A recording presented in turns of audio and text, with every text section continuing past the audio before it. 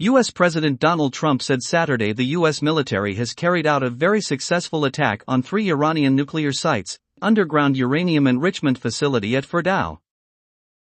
We have completed our very successful attack on the 3 nuclear sites in Iran, including Fordow, Natanz, and Esfahan, Trump said in a post on his Truth Social platform. A full payload of bombs was dropped on the primary site, Fordow.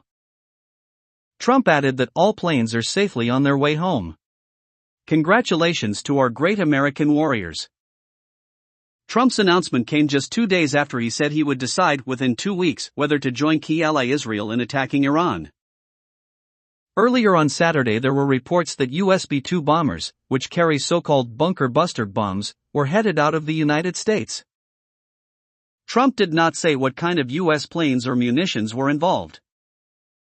Tehran had threatened reprisals on US forces in the Middle East if Trump attacked, but the US president called for peace. There is not another military in the world that could have done this. Now is the time for peace, he said. A short time ago, the U.S. military carried out massive precision strikes on the 3 key nuclear facilities in the Iranian regime, Fordow, Natanz, and Esfahan. Everybody heard those names for years as they built this horribly destructive enterprise. Our objective was the destruction of Iran's nuclear enrichment capacity and a stop to the nuclear threat posed by the world's #1 state sponsor of terror. Tonight, I can report to the world that the strikes were a spectacular military success. Iran's key nuclear enrichment facilities have been completely and totally obliterated. Iran, the bully of the Middle East, must now make peace. If they do not, future attacks will be far greater and a lot easier. For 40 years, Iran has been saying death to America, death to Israel. They have been killing our people, blowing off their arms, blowing off their legs with roadside bombs. That was their specialty. We lost over 1,000 people, and hundreds of thousands throughout the Middle East and around the world have died as a direct result of their hate. In particular, so many were killed by their general, Qasem Soleimani. I decided a long time ago that I would not let this happen. It will not continue. I want to thank and congratulate Prime Minister Bibi Netanyahu. We worked as a team like perhaps no team has ever worked before.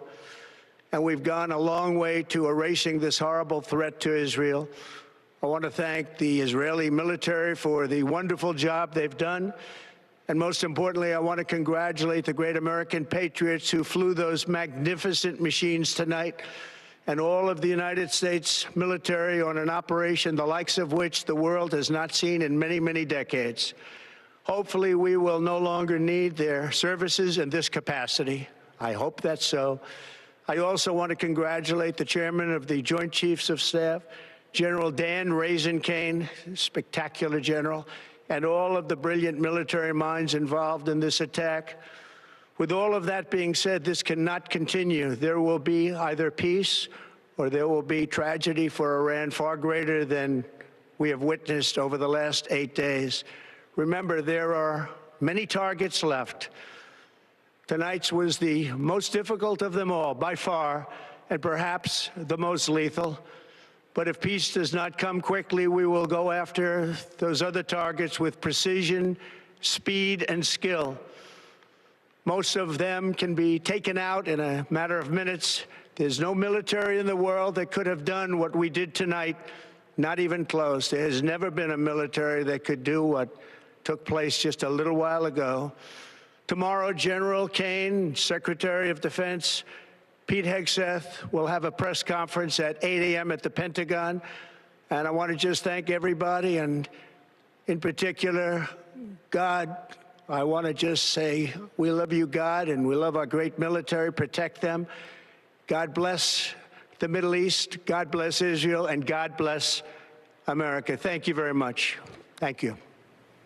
U.S. forces struck Iran's 3 main nuclear sites, U.S. President Donald Trump said late on Saturday, and he warned Tehran it would face more attacks if it did not agree to peace. After days of deliberation and long before his self-imposed 2-week deadline, Trump's decision to join Israel's military campaign against its major rival Iran represents a major escalation of the conflict.